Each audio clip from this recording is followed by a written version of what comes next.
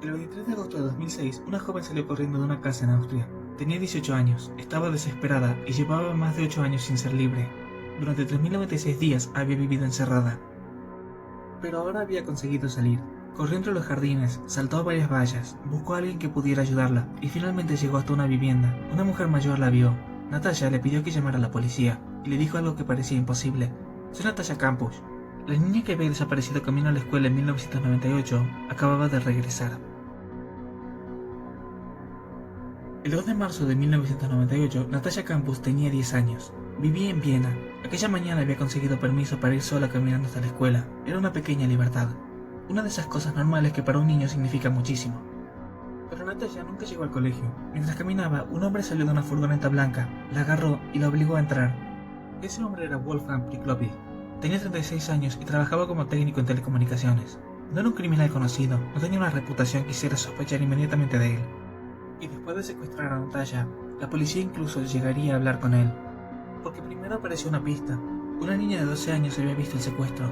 Describió una furgoneta blanca, y aquello desencadenó una de las mayores búsquedas de Austria. Los investigadores comenzaron a localizar a los propietarios de furgonetas que coincidían con la descripción. Se comprobaron cientos de vehículos. Las cifras varían según el momento y el criterio utilizado, pero fueron cientos de propietarios. La propia policía llegó a hablar de unos 700 vehículos revisados. Entre ellos estaba Wolfgang Priklopil. Tenía una furgoneta blanca y la policía lo entrevistó. Priklopil explicó que utilizaba el vehículo para transportar materiales de construcción. Los agentes encontraron escombros en la camioneta, no tenían antecedentes penales y, según los propios investigadores, se mostró convincente, amable y cooperativo, así que no lo consideraron sospechoso.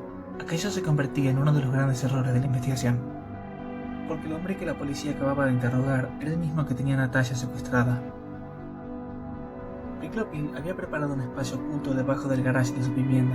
Era una pequeña habitación subterránea, aproximadamente 2,78 metros de largo por 1,81 de ancho. No tenía ventanas. Había una cama, un lavabo, un retrete, ventilación y algunos libros. La entrada estaba escondida y protegida por una puerta reforzada. Era un lugar que, desde el exterior, prácticamente no parecía existir. Y allí fue donde llevó a Natasha inmediatamente después del secuestro. Durante los primeros 6 meses permaneció encerrada en aquel espacio sin salir a la planta superior. Después, el régimen comenzó a cambiar. Priklopil empezó a permitirle subir bajo vigilancia para bañarse y realizar tareas. Con los años, su cautiverio fue evolucionando, pero una cosa nunca cambió: él tenía el control. Natasha no pasó los 8 años exactamente de la misma manera.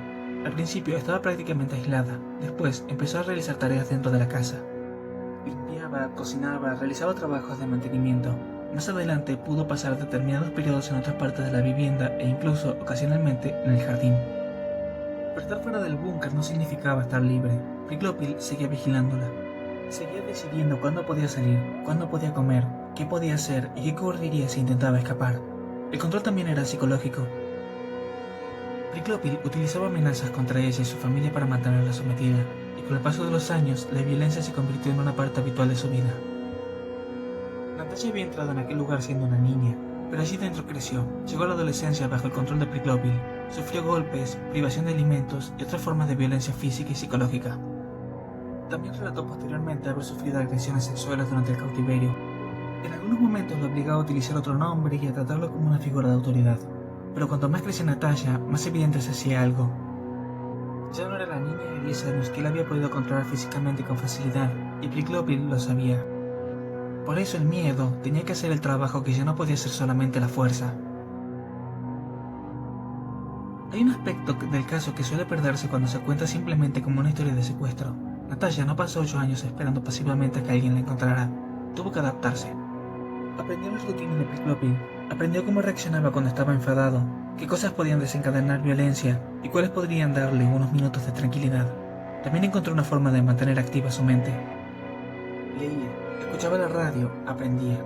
Y en medio de un entorno diseñado para reducir su mundo a unos pocos metros, construyó un mundo interior mucho más grande. En su autobiografía describió incluso cómo imaginaba una versión futura de sí misma que algún día consiguiera escapar. Era una manera de proyectar su vida más allá de aquellas paredes. Porque cuando no puedes controlar el lugar donde estás, a veces lo único que todavía puedes intentar controlar es lo que ocurre dentro de tu mente. La fuga en 2006 no fue el primer momento en que Natasha pensó en escapar. Años después contó que había tenido otros momentos en los que consideró la posibilidad. Incluso llegó a intentar hacerlo mientras viajaba en automóvil con Priklopil. pero él la retuvo. El problema era siempre el mismo. Escapar no significaba simplemente salir corriendo, significaba enfrentarse a un hombre que llevaba años controlándola. Y si fallaba, las consecuencias podían ser terribles, así que continuó esperando, hasta que llegó el momento que llevaba años esperando. Era la tarde del 23 de agosto. Natasha tenía 18 años. Estaba limpiando el automóvil de Priklopil en el jardín. Él estaba cerca, como había ocurrido tantas veces antes. Entonces sonó el teléfono, y él se alejó por unos instantes. Natasha quedó sola. No hubo una persecución cinematográfica, no hubo un plan perfecto, no hubo tiempo para pensar demasiado. Solo apareció una oportunidad, y esta vez Natasha decidió aprovecharla. Salió corriendo, atravesó la zona residencial, saltó varias vallas. Buscó ayuda entre los vecinos, y nadie parecía comprender quién era aquella joven, hasta que finalmente llegó a una casa. La mujer que la encontró era una vecina de 71 años. Natasha le pidió que llamara a la policía, le dijo que había sido secuestrada, y pronunció su nombre, Natasha Kampusch. En ese momento, la chica que tenía delante no parecía la niña de 10 años que Austria llevaba 8 años buscando. Era una joven adulta, pálida, desnutrida y profundamente alterada. Pero las autoridades comenzaron a comprobar su identidad. Natasha proporcionó información personal. Después llegaron las comprobaciones oficiales, el ADN, los registros y finalmente no quedó ninguna duda. Era ella. La niña que había desaparecido en 1998 había estado viva todo ese tiempo, a pocos kilómetros de Viena. Cuando Wolfgang Priklopil comprendió que Natasha había escapado, abandonó la casa. La policía comenzó a buscarlo, y él recurrió a un amigo de confianza. Priklopil terminó yendo por Viena, pero sabía que su secreto había sido descubierto. Esa misma noche, se arrojó delante de un tren. Murió antes de poder ser llevado ante un tribunal. Natasha había recuperado la libertad, pero su captor nunca llegaría a responder judicialmente por lo que había hecho. Entonces comenzó una segunda investigación. Desde los primeros momentos aparecieron dudas. Una testigo de 12 años había descrito inicialmente a 2 hombres en la furgoneta. Después de la liberación de Natasha, esa declaración volvió a cobrar importancia. ¿Había alguien más? ¿Priklopil tenía un cómplice? La policía revisó la cuestión, y las investigaciones posteriores intentaron reconstruir exactamente lo que el testigo había visto. La conclusión oficial fue que no se encontraron pruebas que demostraran la existencia de un segundo secuestrador. Una de las explicaciones examinadas fue que la testigo pudo haber interpretado el movimiento de Priklopil dentro de la furgoneta como la presencia de 2 personas. A pesar de eso, las teorías nunca desaparecieron completamente. Años después, todavía aparecían investigadores privados y personas convencidas de que Priklopil no había actuado solo. Pero eso pertenece al terreno de las sospechas, no al de los hechos probados. Hay algo que sí está documentado. La policía recibió una pista sobre Priklopil pocos meses después del secuestro. El 14 de abril de 1998, un adiestrador de perros de la policía de Viena llamó para señalarlo como posible sospechoso. El aviso incluía referencias a su comportamiento, a su posible interés sexual por menores y a la camioneta blanca. Pero la pista no fue seguida de una forma que permitiera registrar la vivienda. El expediente quedó sin consecuencias.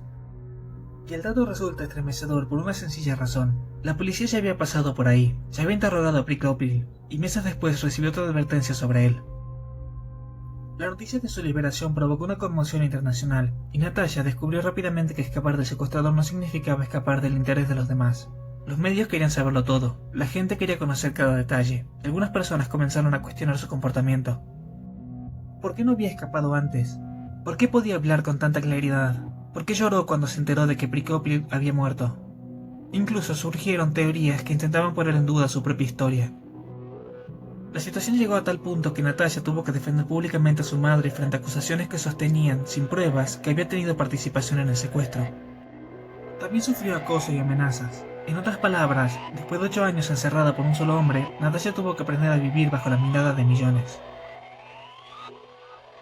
La vivienda donde permaneció durante tantos años terminó siendo adjudicada a Natasha como parte de las consecuencias económicas del proceso, pero aquel lugar no se convirtió en un monumento a Wolfgang Priklopil. Natasha decidió que el escondite no debía transformarse en una atracción para curiosos. El espacio subterráneo fue finalmente rellenado con hormigón. El lugar que había sido construido para mantenerla oculta dejó de funcionar como prisión.